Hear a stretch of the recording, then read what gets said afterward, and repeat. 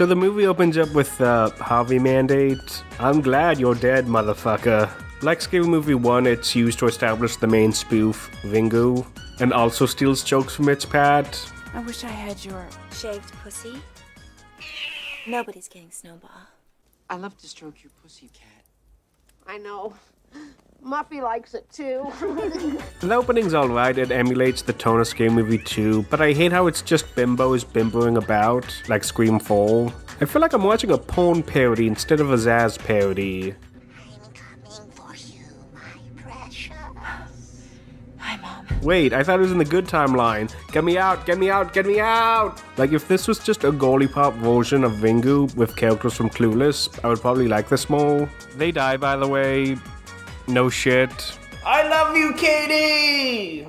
So the movie really opens up with George and Tom. They're brothers. We're brothers. And they find a crop circle after drinking some Frankie Sinatra. George is a Jesse Pinkman B-Rabbit OC going through his If I Was a Folk Star phase. We can ignore Tom, he isn't funny in this. A hat does a better job than him. I don't know if there's anybody who made me laugh more than Simon Rex. You know your teacher, Miss Brenda? Man, the movie really looks cheap in this compared to 1. We also have Cindy Campbell again, dressed up like Kiryu. She's a reporter now, and while Scary Movie 1 had commentary on journalism, this is just more like babbling. Hey, remember when Scary Movie 1 had some subtlety to it? Or when they combined the Columbine contraband with the controversy of Scream 3? I guess this is what happens when being a part of a post-Scooby-Doo generation of films, when it really needed to be post-Scream. I'm looking for something more than just good sex. I know, you want commitment. No, I want great sex. Wait, are you saying the other times weren't great? Okay, maybe not. Brenda's back too with some character growth. She's a lot less selfish in this and more supportive of Cindy. I really do love this new dynamic, and the chemistry between them really pops. I wish they were longer. Hey, how's your brother doing? We had a thing, but for some reason he gets retconned out of existence. So this is like a soft reboot of the franchise, no mention of the Wayans movies. Hell, even 2 mentioned Bobby. I didn't do it by myself. Whitney and Bobby helped me. And for some reason, Cindy is still Cindy Campbell, even though this is far after Scream. I hope the Wayans got paid for that. Let's just say the Green Dolphin Gang or the fucking Rugrats restarted the universe. It's fine. Despite the same face, Sydney kind of regressed a bit during the transfer. She's not really the unhinged take of a final girl anymore. She's more of a school teacher that happened to be in a wacky situation. She's a lot like Julie Haggerty from Airplane. I'm not crazy, right? I'm sorry I had to wake you. I'm just looking for a doctor. There's nothing to worry about. No, I'm telling you, I sensed something about that cornfield. I don't mind the change, but after watching the Wayans movies so many times, I do kind of prefer the cartoony Cindy. It really gives a Who Framed Last Summer vibe to it. Podcaster VA and God's Strongest Strange Wilderness enjoyer Chelsea Rebecca once said, Sydney is one of the few gross-out female characters in a comedy, and I think that's interesting. The way in Sydney was like a personification of their hate towards the then modern final girl trope and gave her characteristics that would be way more fitting for a slasher villain. Meanwhile, Zucker Sydney is more like the straight man in a situation, but that's still kind of funny. Here, I just... That's mostly due to Anna Faris being a great actress. I bet she would have even killed it with the Thelselberg script. She does all the takes, and she makes it better than what's written on the page. George gets started in the main plot too and barely acknowledges Brenda. Their asses are not in the same room. Wait, why is Brenda the school teacher or not Sydney in this timeline? Now who the fuck did that? We also get Cindy's nephew, godson. Oh, her mother's brother. His name's Cody. It's basically just Big Daddy. Plus he's a Sixth Sense spoof, because instead of doing Kevin Williamson movies, we're doing M. Night Shyamalan movies. But don't worry, I'm not gonna go crazy, mostly because it doesn't stick the same landing. From now on, I'm gonna be thinking about you 24/7. Damn!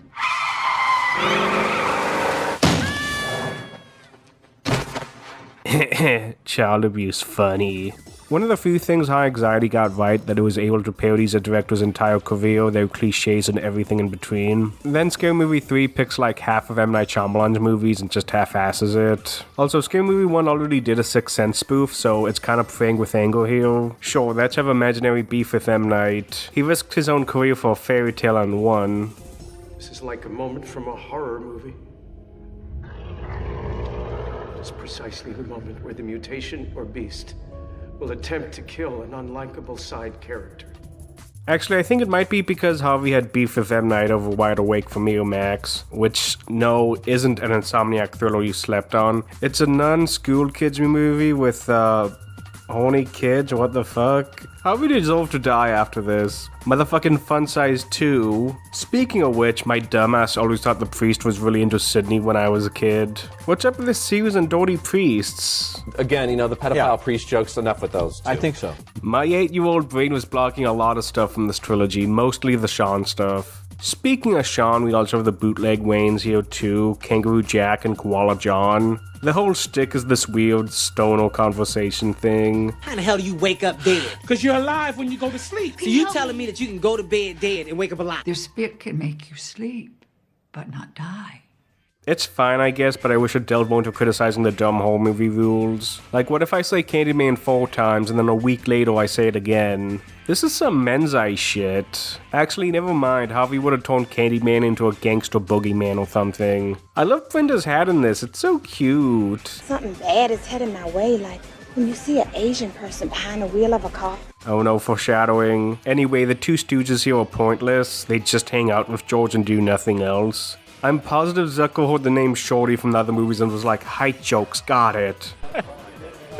Don't get me wrong, I really do love some of these jokes where they feel more Naked Gun than Scary Movie. Unlike 1 and 2, I feel like the cast in this really don't have their time to shine. I feel like they're only here to fill up a movie poster. Oh, you know what, who's this tomboy in the front? She's gonna get it on. Holy shit, it's Joe Nasty!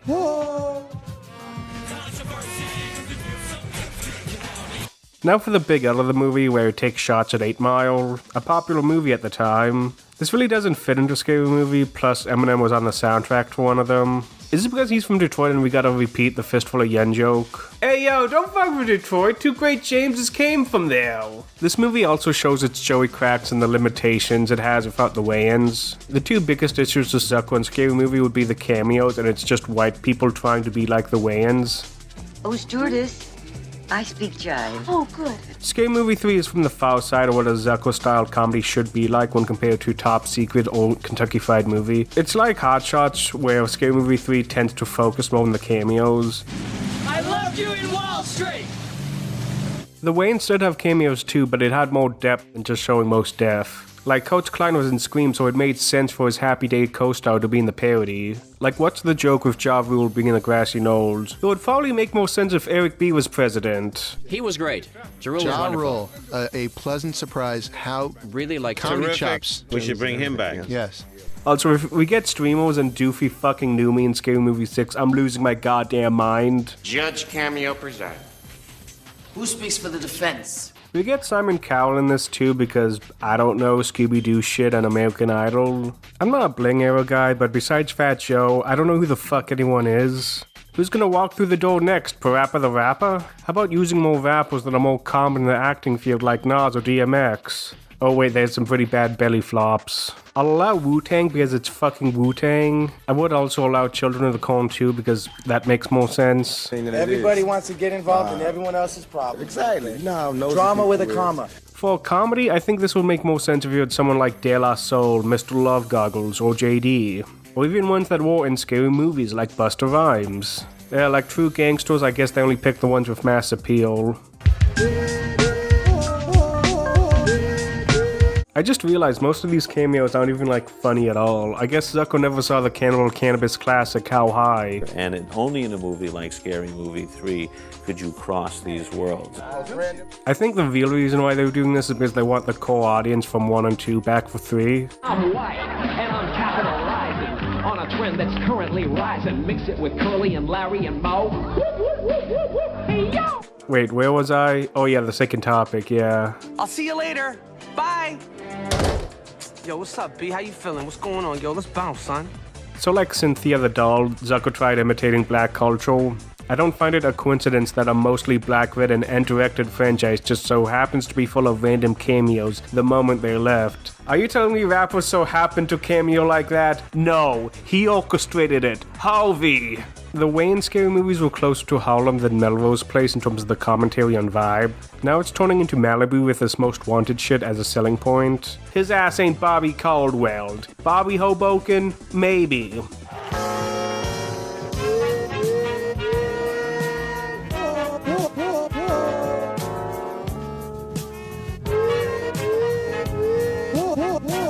It's like they watched the first 30 seconds of Hip Hop Hooray and were like, yeah, I think this is how we can get the black audience back with that hippity hop stuff. Yaha. Y'all representing the fake hip hop. Like, I doubt these old white people were writing the script and were like, we need Wu-Tang, it's for the children. Where's the queen? Dollar bills, y'all. Like, I think one had a better Wu-Tang reference with the Ghostface Killer. At least Redman watched the Kentucky Fried Movie, though. Yeah, matter of fact, he did that damn Kentucky Fried Movie. He's the bomb for that shit. The OG. You know what, this movie is a lot like 8 Mile, where you have the white man trying to get into hip-hop, and maybe it's an allegory for... You know what? No, that's stupid. Manipulated the freedom of the black man for his own political career. Free brother! You know, I know this is a lot coming from me. Double Toasted and Frim were a lot of my influences, but there's a difference between taking those influences and doing your own thing and then just trying to be black. Wasn't really familiar with a lot of them. You know, I've never done a Negro movie before. Right. So this isn't as in your face as the sequel, but it's still weird after watching the Wayans movies. Like, this was just a sign for most people. At least it's not as disrespectful as Fun Size. Yo, that jacket is tight, son! Yummy! Yummy! Speaking of whitewashed African-American icons and cameos, Michael Jackson's in this. Well, not actually Michael Jackson, but a pretty good impressionist. His inclusion in here was kind of weird, and I don't blame people that think that the Epic Movie people wrote this. Michael Jackson's in the bulk printer one, but I literally don't see it. The whitewashing extends to the Ring elements too, with the Japanese elements being gone, which is still problematic, but compared to the sequel, it could be worse. Konnichiwa. Konnichiwa. 前にもあったわね。ここに住んでるの？住んでちゃ悪いかの丸焼き食いたいな。 Also, for my fellow dubheads, sadly none of the Japanese VAs for 3 and 4 have any connection to the Grudge or Ringu. But for some reason, Shawn Wayans' VA is Nick Wilde in the Japanese dub of Zootopia. That's something, right? Alright, you wait right there, and I'll be right back, okay? Even though I'm helping a lot of issues here, it's still mild compared to the sequel. I would say the movie's at its best when it's not being a Wayans ad-lib. The movie's weak was satirical and plot-wise, but I still find it funny.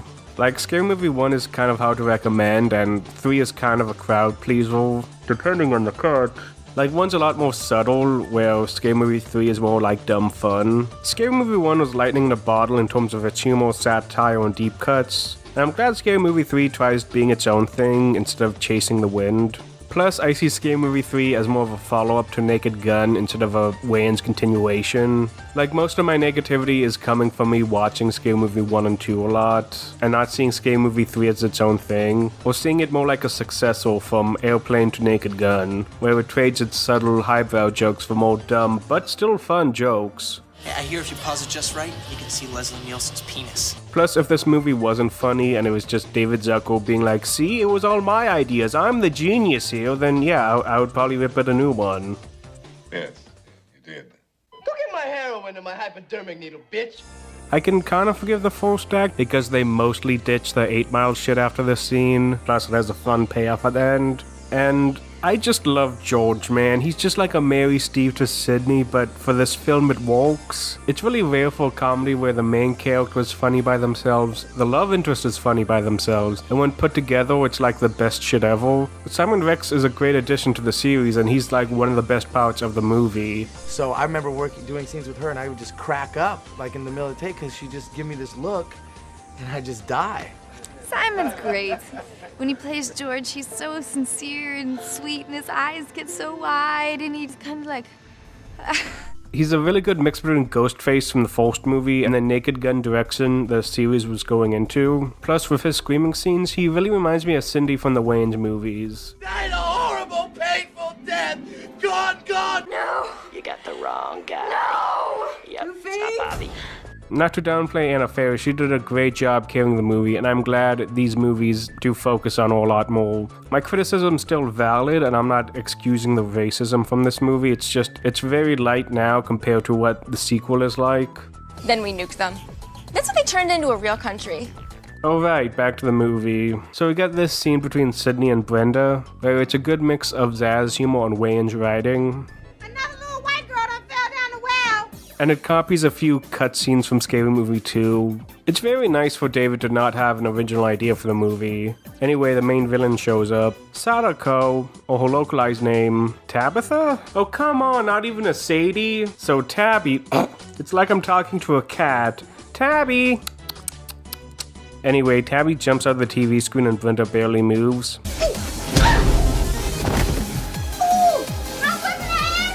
So Brenda is dead with only a TV tape as evidence, and Cindy goes to Hellworld to find more information of the tape. Hell sequel, I don't know. Cindy also watches the tape and gets a warning about 7 days. I love my favorite Martian. Also, this shotgun goes hard, what the fuck? Jesus Christ, lady, I'm giving you 7 friggin' days. I can come over there now and kill the shit out of you if you'd rather have that. Huh, black and white killer that's obsessed with tapes and talks on a phone. Where did that come from? Don't worry, it's not a complete retread of Ghostface, but I'm still mixed on Tabby. Like, I'm glad they did their best to change it up. You can't deny Ghostface was the face of the Wayans Scary movies. He was kind of the main character for Scary Movie 1 if you really think about it. It was smart to put her in a few scenes to avoid a direct comparison. The thing I hate is that she's more of a retread of the ghost from Scary Movie 2. Yes, she's a ghost in Vingu, but David Zucker didn't really give a shit about the source material, let's be honest here. I wouldn't mind if they did more creative stuff with her, like make her a demon or a computer virus. They fucked up Billy in the sequel, so I can dream. Maybe she could have been an alien. Shit, those were demons too. Oh, the silicon. All the good it could be doing. Yes. Similar to a good slasher, after the first kill, the plot really speeds up. I'm glad Cindy's the main protagonist in this, where she fights all these different things. She's kind of like a modern Van Helsing. So we're entering the Matrix spoofs of the movie, which I'm fine with because most of the scenes are just for narrative or plot reasons. It's not like the movie's gonna end with a big Matrix fight again. Although, I do wish Eddie Griffin was in a Wayans Scary movie as a legit character. He's pretty funny with how little screen time he has. Try being married to her.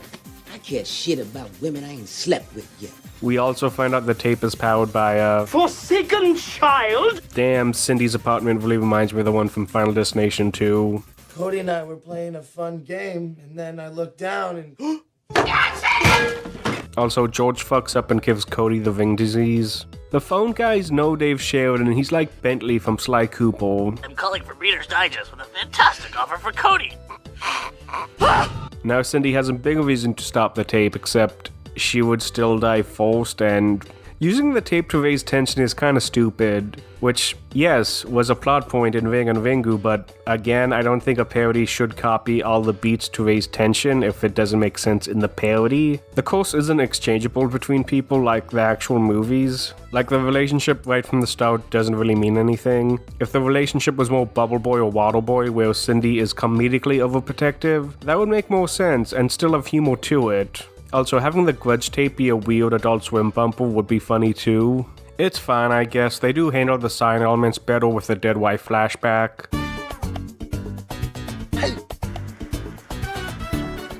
Man, this scene's really like the best looking part of the movie. It really comes close to Keenan Ivory style for Scary Movie 1. We also get fake M. Night in this movie, and I do like his dry performance. Tom, I'll need a ride home. He definitely should have been in the sequel. We were also at the funeral scene, which is a high point of the movie. Now this is a scene that people seem to either love or hate. The scene always creeped me out as a kid, even though it's a simple effect. I'm not too crazy about this joke. You're getting laid tonight. He doesn't know you're a guy. I'm glad Pat never walked in The Last of Us. Pack it up, Skittle Squad! I think this scene's a good vertical slice of the movie. We got Cindy looking like her son got a D on a math test, some Police Academy-ass jokes, and Simon Rex just acting his heart out. I can't believe they just leave it out here like this. George, it's awake. Awake? She's not breathing.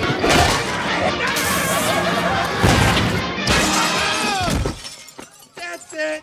It's the last time I try to bring anyone back from the dead. I do love how George is just honest with depression. Oh shit, we have the Colbert Report now. Anyway, Cindy gets fired from her job. It's fine, don't worry about it, the subplot was ass. Know what I'm saying, nigga? Nigga. Huh, 50 minutes in and now we have Leslie Nielsen. I always thought he was earlier in the movie. Now, we had him in the movie a lot at one time, right? I mean, he was like... Leslie? There was more Leslie. Yeah, well, yeah. we had written more. So, besides being post-Wayans, this is also post-9/11, and we get some Bush jokes with it. Hey, how are you? Hey, how are you? Hey, how Well, I do like Leslie Nielsen in this, mostly because he isn't Bush in Living Color but more of a spitting image of Reagan. He's like a fusion president, which is less uncanny and timeless. I wonder what President Ford would have done. Well, the buck stops here. And in this cut, he isn't completely senile. I see him like Xavier, where this is just a small side quest for him and is beyond our reality. Besides Leslie, we get George Carlin in this too. George Carlin, of course. And the architect. Which makes sense because of the Kevin Smith DNA. George Carlin's performance makes up for the Matrix stuff in here too. My wife and I wanted a child, but she couldn't get pregnant. Neither could I. I wish he was in the sequel too. Also, when I was a kid, I thought Pootie Tang was a weird sex thing. It's been circulating and killing ever since. Just like Pootie Tang. But after watching Pootie Tang, I wasn't completely wrong. Not the tip it has, no. So now the news is going crazy and is showing footage of the aliens. Okay, that's kind of funny. Let's play it again. Run, bitch! Run! I'm so glad they redesigned these aliens. They also play the Forsaken Child tape too, for reasons, I guess. I don't understand why they would do that. I feel like it's an unneeded addition to the film. Like, Cindy and Honatsan already watched the tape, and Team Rose didn't watch the tape or mentioned it at all. I feel like it raises the stakes too high for a basic movie plot. It's like if Halloween, Michael Myers just goes, hey, if you don't kill me, they're gonna invade Iraq. I feel like scary movies should not have world-ending threats in it. 3.5 times the suspense with additional deleted scenes. And now for the biggest part of the video, the alternate cuts of Scary Movie 3, which you can find on DVD. Wait, what opinions don't reflect Miramax? Respecting women, consent, and the age of? So unlike the cutscenes from 2 that would make the original movie better and the walk print cut for 1, that cuts down a lot of the audience expectation moments, Scary Movie 3 went through a lot of changes and reshoots. I'll be separating the cut in 3 different versions. 2.9, the original movie before the reshoots. 3, the version I grew up with. And 3.5, which is the more common cut. I'll start with 2.9, which is more than just an alternate ending like 2. It had an entire scrap storyline. So like the original cut for Scary Movie 1, the 2.9's cutscenes are either interesting or fucking bullshit. Some of the jokes I do find funny, while others not too much. Is it me? Hello? Hi. Mushy mushy, pronto, hola! Alpha Bravo Tango, do you copy? You can find these scenes on the DVD and the Blu-ray as well. Oh yeah, there's some more on the Blu-ray too. Which let me see this clusterfuck of a menu, and yeah, these scenes suck. I don't know if it's a reprint issue or something, because they aren't as raunchy as compared to the regular movie. I can see why the news station wasn't used a lot in the final film. Damn, Silent Hill 2 looks good. I do like how most of the deleted scenes from the Wayans movies are just character moments, like Shorty was going to be really popular, and the cutscenes here are like, yes, the horny priest was very horny. Patrick, I squirted. Also, this cut has a lot more focus on the Cindy and George romance, which I do enjoy, but I can see it dragging the movie down. Oh, this went on forever. Oh, this was supposed to be the big date. The big date. Don't you remember? And then they were supposed to like make love on the table of a restaurant. Outdoor restaurant. Have the meal on This them. always had the stink of plague about it. Yeah. This also ties into the alternate ending, which is way different than what we got. The ending begins where the aliens are at the door. Strangely enough, they have the swing away George lines and the we're counting on you line. Swing away, George. George! Swing away, George. I'm coming, Cody. George, I just want to tell you good luck. We're all counting on you. I just want to tell you both good luck. We're all counting on you. I wish this line made it to the final version. They're real. And they're landing. In the corn. Why I bother to plant anything on this farm? So anyway, we have this if-style subplot where some guy is chasing Cindy throughout the movie, kind of like Agent Smith. But it just turns out Cindy was just crazy and Cody wasn't real. I love how they explain some scenes of that revelation, but how the fuck did it work for George or Brenda? I'm not a fan of it. The ending really tries being a mix of 1 and 2, and it doesn't land. Like, the Doofy ending affects how you rewatch the movie, and you catch on how much of a dick Doofy is. And the ghost ending in 2 makes sense because everyone kinda died. This just feels like lazy writing. What? You are looking at? President Drebin is more incompetent instead of mysterious in this cut, which sucks because he just does diaper poop jokes. President craps his pants. This is... Hyper gravy. I always laughed at that. Yeah. We also get these Scooby-Doo style aliens too with no Tom Kenny. They don't even look funny at all, they're fucking horrifying. Is this supposed to be signs or butt ugly motions? It also kind of explains how the aliens in the posters really don't match up. Man, now I really wish that one of the aliens had a "was up" mask. It's fine though, because George turns into the Hulk and Ass rolls some aliens away. Again, I'm surprised it's not done by the Epic Movie people. Also, wait, so this is supposed to be B-Rabbit. And B-Rabbit fought Anthony Mackie. Is this Captain America 4? You're making me angry. Also, I love how this wasn't hinted at all in any of the scenes, like the Charlie Angel stuff in 2. They literally just pulled it out of their ass and they thought it was the greatest shit ever. Although people started to laugh and applaud when this started. Yeah, no, I think they liked it, but yeah. But this again also falls under the category of don't make fun of movies people don't like. Yeah. There's a lot of concept art for this ending too. Wait, what? What were they cooking? Oh, there's Snoop Dogg too. There's also concept art for a cut joke that's literally from the first movie. Also, I love how they misspelled Ray. Why? Wasn't really familiar with a lot of them. We also have a deep dive into the Matrix spoofs with Cindy being the one. I love how they didn't even explain the aliens in this ending, which had a fun callback in the main cut. Our satellite picked up what we thought was Pootie Tang. That was a week ago. Kinda ironic that Pootie Tang caused this scene to happen. Were they held at gunpoint to make this ending? Craig, we need a Matrix ending. Why is that in a scary movie though? I have a leather kink. In all serious though, most of the spoofs were Harvey mandates, and I do applaud the team for making it as seamless as possible. I think the other scene fits the mysterious vibe of the movie. Also, kinda weird they never tied it to the Sixth Sense kid, or make that the big twist. I'm glad everyone agreed on what I said in part 1. Our parody has to look at least as good as the movies we are spoofing, otherwise that gets in the way of the humor. Anyways, after the power of love, evil is defeated. I should have been the one to fill your dark soul with light! It basically ends the same with the wedding and the car ride, although we do get a fun callback with fake M. Night. So after they test screen the ending, everyone hated it. Rightfully so. When did we have corn? There was a casserole in the cafeteria. Damn good. So they patched the script like Adam and we got the better ending. The script 4 months ago has virtually no relation to what we actually shot. Which I'm not exaggerating when I say it makes the movie so much better, and it's probably the same reason why people like Scary Movie. These men died for their country. Send flowers to their bitches and hoes. The last 10 minutes have some of the best jokes, the best payoffs, and ends better than Scary Movie 1 or 2. I think it's the most natural ending for this type of movie where it fits the tone of the first and second act. Like, watch the architect scene and tell me which scene makes the most sense. My wife took her to the old family farm and drowned her in the well. I felt a simple timeout would have been sufficient. Tabitha imprinted her evil on a videotape. I never meant for it to get out. What does this have to do with aliens? I don't know. Perhaps Tabitha's summoning them to kill us all. So yeah, I think 2.9 is the inferior cut of Scary Movie 3. I mean 3.5. Wait, what's the difference? I'll check the DVD first, which is the censored version. The opening scene feels faster because it cuts most of the dirty jokes. Man, watching this on 4x3 on the big screen really feels cozy. Hey, ask her which bathroom has a vibrating shower head. Now who the fuck did that?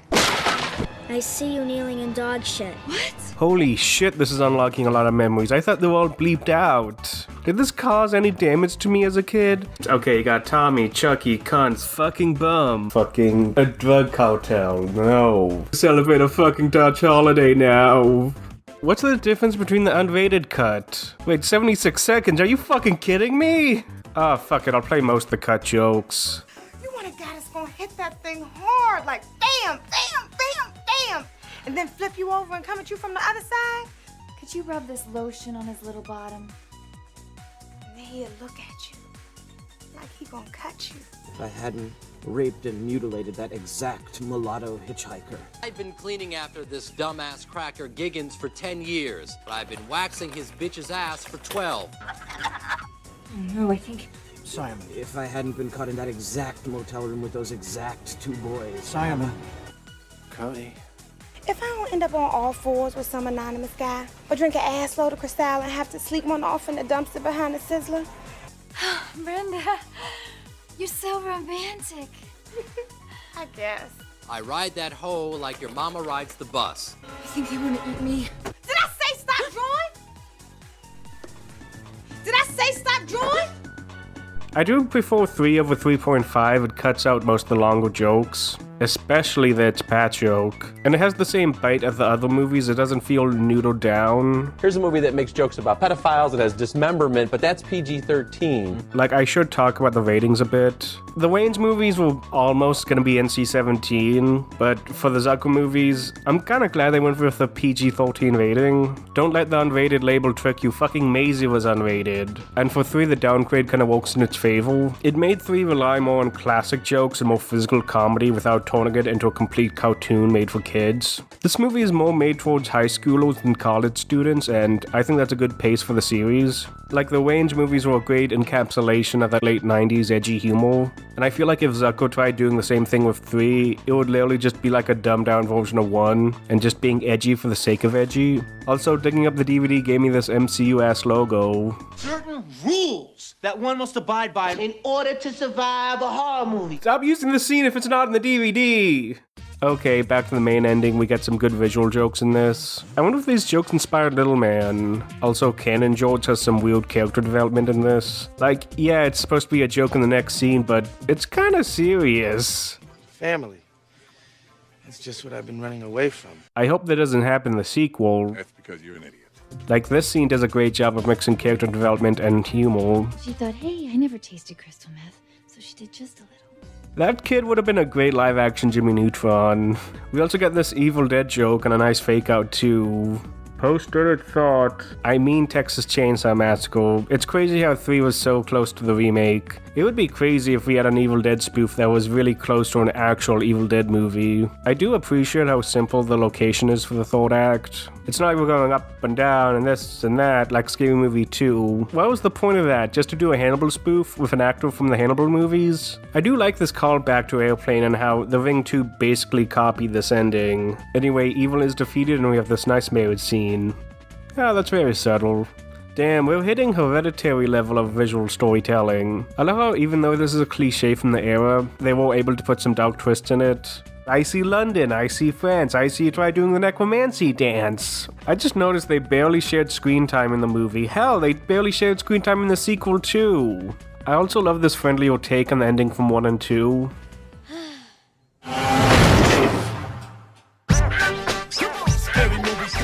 I just wish the credit music wasn't shit. I got messed up with a killer who's truly insane. I will try not to refrain. Try to overcome my pain, cause one day it will get me my fame. So there was 3. Probably my favorite of the series. I do love Scary Movie 3 and it's being a quirky pop cultural Zaz spoof, instead of being a follow-up to Scary Movie 2. Think of it like Naked Gun 2000. You are dealing with the concluding chapter of a trilogy. Again, I do understand the other criticisms for Scary Movie 3 and how it's more or less a legacy reboot that ignores the Wayans movies. As a trilogy, though, I do kind of appreciate how it ends on a high note. Like, Scary Movie 3 isn't the smartest, but it really is the funniest. It was my generation's introduction to movies like Airplane and Naked Gun. Anyway, for movies that copy Scary Movie 3, I do hope they copy the better aspects and none of the negatives. Well, I was wrong.